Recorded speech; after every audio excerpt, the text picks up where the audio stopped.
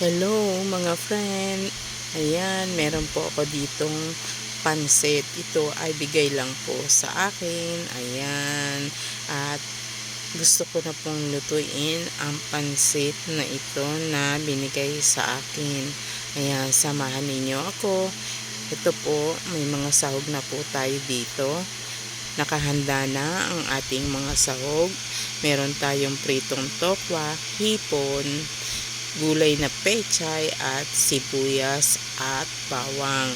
Ang mga yan ay inihanda ko na po. Ayan, ready na po sila.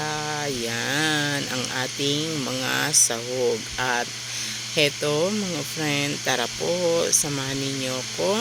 At tayo nang magpaluto ay painit po pala ng ating kawali. Ayan, painitin na po natin ang ating kawali. I-ready na po natin ang ating kawali at ang ating sandok. Ayan, maglagay na po tayo ng kaunting mantika. Kaunti lang po. Ayan.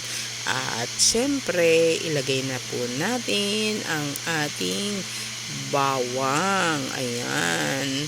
Hinay-hinay lang po sa ating bawang. Ingatan na wag po itong masunog para hindi maglasang mapait ang ating pansit. Ayan. At isinunod ko na rin po ang ating sibuyas. At naaamoy ko na ang kanilang bango. Ayan, halo-haluin pa ho natin ang bahagya ang mga ito. At isunod na rin po natin ang ating hipon. Ayan po. Haluin po natin ng bahagya upang hindi masunog ang ating hipon. Ayan po. At syempre, pansamantala ay itabi po muna natin ang ating hipon at maglagay na po tayo ng ating sabaw. Ayan. Ang sabaw na nilagay ko po ay ang pinaglagaan ng ating ulo ng hipon. Para syempre nandun po yung sarap niya. At syempre maglagay na rin po tayo ng kaunting toyo po. Ayan, kaunting toyo lang po at baka yan po ay humalat.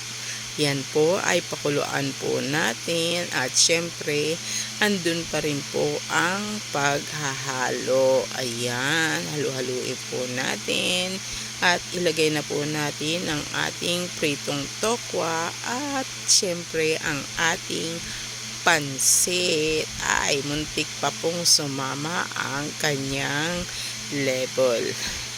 Ang kanyang level. Hayaan na po natin. Ayan, buti na agapan po natin. Pasensya na po. Ayan, haluin po natin upang ang ating pansit ay hindi magkadikit-dikit. At syempre maglagay na po tayo ng kaunting carrots. Depende na po yan sa dami na gusto nyong ilalagay.